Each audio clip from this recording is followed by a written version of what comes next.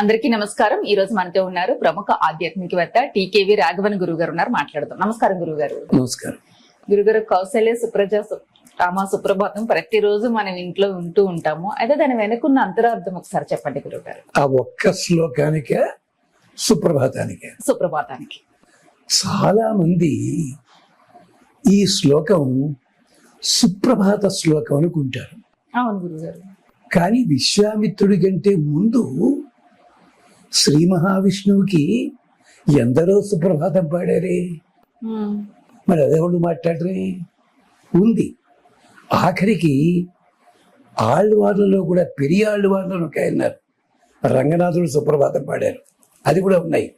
ఎందుకో ఈ కౌసల్య సుప్రజారామకి ఆ శ్లోకానికి మాత్రం ఆ ప్రశస్తి వచ్చింది. అది మాట్లాడుకో. తరువాత ఈ శ్లోకం 199 తప్పు చదువుతున్నారు. ఎలాగో తెలుసా? కౌసల్య సుప్రజా రామ, రామ దగ్గర దీర్ఘం లేదు. ఎక్కడ ఎలా చదవాలి? కౌసల్య సుప్రజ రామ పూర్వా సంధ్యా ప్రవర్తతే. ఇది ఎక్కడిది? శ్రీమద్ రామాయణంలో విశ్వామిత్రుడు రాముణ్ణి మేల్కొల్పుతూ చెప్పిన మాట ఇది. అక్కడుంది. గోవిందరాజీయ వ్యాఖ్యానం అని చెప్పి ఈ ఒక్క శ్లోకానికే వ్యాఖ్యానం 3 పేజీలు ఉంది. దానికి ప్రత్యేకించి ఈ రామా దగ్గరే దీర్ఘం లేదనే ఉంది. కానీ ఎందుకో అందరూ చదువుతుంటారు. ఏమిటి ఈ శ్లోకంలో చమత్కారం అంటే, రాముడికి అప్పుడు ఎన్నేళ్ళండి? 12 ఏళ్ల కుర్రాడు. పనికి తన కోసం పెడుతున్నాడు. విశ్వామిత్రుడైనా రథం ఏర్పాటు చేశాడా? రథం పెట్టుకున్నాడా? లేదు. పోనీ దశరథుడు ఏమన్నా రథం ఇచ్చాడా? లేదు. లక్ష్మణస్వామిని రాముణ్ణి నడిపించి 12 మైళ్ళు తీసుకెళ్ళాడు. చిన్నపిల్లలు వాళ్ళు. 12 మైళ్ళు మధ్యలో మాట పలుకు ఏమీ లేదు. అలా తీసుకెళ్ళాడు. తీసుకెళ్ళి, నాయన చీకటి పడింది, ఇక్కడ మనం ఉండి ఏమన్నా కందమూలాలు తిని పొద్దున్నే బయలుదేరదాంలే అన్నట్టు అనేటప్పుడు రాముడికి 2 మంత్రాలు చెప్పాడు. ఆకలి దప్పిక ఉండదు, యుద్ధంలో భయం వేయదని చెప్పి బల అతిబల మంత్రాలు చెప్పాడు. అది చదివితే ఆకలి వేయదు, తిండి తినక్కల, నిద్రపోక్కలే. తమాషా మరి నేర్చుకున్నాడు కదా రాముడు, తిండి బాగా నేర్చు కదా. గురువు గారితో కలిసి కందమూలాలు తిన్నాడు, ఒట్టి నేల మీదే పడుకున్నాడు. పొద్దున్నే విశ్వామిత్రుడే ముందు లేచి వెళ్ళి అక్కడికి వచ్చేసరికి ఈ డ్రమటిక్ ఎలిమెంట్ చెప్పి తీరాలి మీకు, అప్పటికి కానీ మీకు అర్థం కాదు. రాముడు ఇలా వెళ్ళకిలా పడుకుని ఉన్నాడు. చల్లటి గాలి వీస్తోంది. మొహం మీద ఆ జుట్టు ఇలా ఇలా కదులుతోంది. త్యాగరాజస్వామి కీర్తన ఉంది, అల్లకల్లలాడగని రాణ్ముని ఎటు పొంగెను అని చెప్పి. అక్కడ చూసేసరికి విశ్వామిత్రుడు ఆనందపడిపోయి కౌసల్య సుప్రజ అన్నట్టు తట్టుకుని, ఏమిటి కౌసల్య ఎంత అందమైన కొడుకుని కన్నదయ్యా. రాముడు 12 ఏళ్ళ కుర్రాడు కదా. అమ్మ మాట విన్నాడు. అమ్మ అల్లే చెట్టగొక్కుని. విశ్వామిత్రుల వారు, లేచావా రామ పూర్వా సంధ్యా ప్రవర్తతే ఉత్తిష్ట నరజార్దూల. ఇది ఎక్కడున్నది?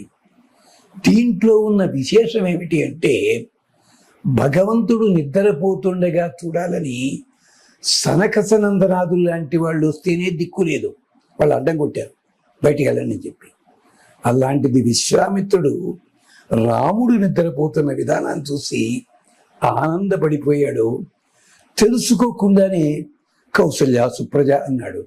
ఎందుకన్నాడు? లేక లేక కలిగిన కొడుకు రాముడు విశ్వామిత్రుడు నడిచి పెడుతుంటే కౌసల్య కళ్ళనీళ్లు పెట్టుకోలే. ఏమండి మా పిల్లని జాగ్రత్తగా చూసి చెప్పలేదు గురువుగారా అన్నంతే. ఆహా, కౌసల్య ఎంత ప్రేమగా పెంచింది, ఎంత ప్రేమగా నాతోటి పంపించింది. ఈ దశరథుడు ఉన్నాడు, ముందు పంపిస్తా అని చెప్పి అబద్ధం ఆడాడు నాతోటి. కోపం అక్కడ ఉంది. అంటే కౌసల్య మీద ప్రేమ. కౌసల్య సుప్రజ అంటే ఎంత అందమైన కొడుకుని కన్నది. ఇంకొకటి ఎవళ్ళు చెప్పటం లేదు. అప్పటికే రాముడు నిద్ర లేచాడు, లక్ష్మణస్వామి కూడా నిద్ర లేచాడు, కానీ కళ్ళు తెరవల. ఎందుకని? ఋగ్వేదంలో 2 మంత్రాలు ఉన్నాయి. మనం పొద్దున్న నిద్ర లేవగానే కళ్ళు వెంటనే తెరవకూడదు. కంటి లోపల సూర్య భగవానుడు రాత్రంతా నిద్రపోతూ ఉంటాడు. ఆ సూర్యుణ్ణి మేల్కొల్పడానికి 2 మంత్రాలు ఉన్నాయి. అవి చదవాలి. రాముడు లక్ష్మణుడు నిద్ర లేచారు తెల్లారుదామనే, కానీ ఈ మంత్రాలు నెమ్మదిగా పైకి చదవకుండా అనుకుంటున్నారు. అది విశ్వామిత్రుడు గమనించలేదు. వెంటనే రాముణ్ణి కౌసల్య సుప్రజ అనేసరికి రాముడు వెంటనే కళ్ళు తెరిచాడు. ఇంకో తమాషా ఏమిటి? మనం పొద్దున్న నిద్ర లేవగానే గురువు గారి మొహం చూడాలి, తల్లిదండ్రుల మొహం చూడాలి. భార్య మొహాన్ని మొగుడు చూశాడని కూడా నిద్రపోగానే ఆ రోజంతా దరిద్రమే. అందుకని భార్య భర్త కంటే ముందు లేచి బయటికి వెళ్ళాలని నియమం. ఇలాగా అనేసరికి రాముడు కళ్ళు తెరిచాడు, నమస్కరించాడు. పూర్వ సంధ్యా ప్రవర్తతే, లేచావా నాయన, ఉత్తిష్ట నరశార్దూల, మానవుల్లో పెద్ద పులి లాంటి వాడివయ్యా నువ్వు, శ్రేష్ఠుడివి. ఎందుకని? అద్భుతమైన విద్యలు నీకు నేర్పా. వాడేసుకోవచ్చు కదా. వాడలేదు. అవసరమైతే తప్ప వాడడు రాముడు ఏ విద్య కూడాను. ఉంది కదా అని వాడేడు.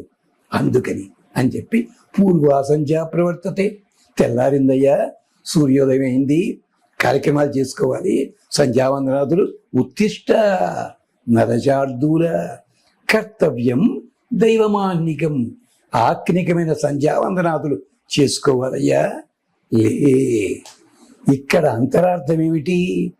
రాముడు ఎంత జాగ్రత్తగా ఉన్నాడో చూపించారు. అంటే అంత చిన్న పిల్లవాడికి కూడా నియమాలు, వెంటనే కళ్ళు తెరవడం ఉండదు, ఆ పని చేస్తున్నాడు.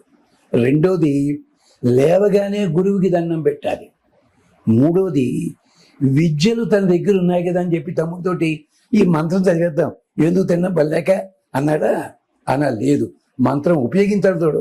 అంటే ఏ విద్య అయినా కానీ ఉపయోగించాల్సిన తోడు ఉపయోగించాలి తప్ప ఎక్కడా వాడకూడదు. అంటే ఈ శ్లోకంలో కౌసల్య సుప్రజ రామ పూర్వ సంధ్యా ప్రవర్తతే అన్నది పొద్దున్నే సుప్రభాతానికి ఉపయోగించినట్టుగానే మనకొక సందేశం ఇచ్చింది. అందుకనే తిరుపతిలోనూ మరో చోట ఏ సుప్రభాతం ఉన్నా ఇది మొట్టమొదటిగా తీసుకుంటారు. మరి బ్రహ్మదేవుడు చేయలేదా సుప్రభాతం? కాదు.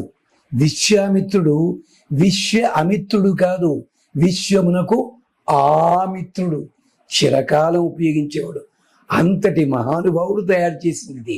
అందుకని ఇది మనం చదివినట్టయితే మన లోపల తేజస్సు వస్తుంది, మన లోపల ఫోకస్ అండ్ లోకస్ రెండు కూడా తెలుసుకోగలం. అందుకని కనీసం సుప్రభాతం చదవకపోయినా ఈ ఒక్క శ్లోకం చదువుకోండి, క్షేమం కలుగుతుంది.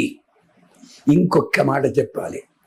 సుప్రభాతానికి తమిళంలో అనువాదం చేద్దామని చాలామంది ప్రయత్నించారు, ఎవరి వల్ల కాలే. చివరికి తమిళ రచయిత వాలి అని ఉండేవారు, సినిమా పాటలు ఆయన రాశారు. ఆయన రాసిందే ఇప్పటికీ వాళ్ళ తమిళ ఛానల్లో అదే ప్రయోగిస్తారు. ఇది ఈ శ్లోకంలో ఉన్న అంతరార్థము, గొప్పతనము. ఇంకా చాలా అందాలు ఉన్నాయి. మనకి సమయం చాలా ఉంది కనుక అక్కడికే ఆపుకున్నాం. ఇది సంగతి. స్వస్తి.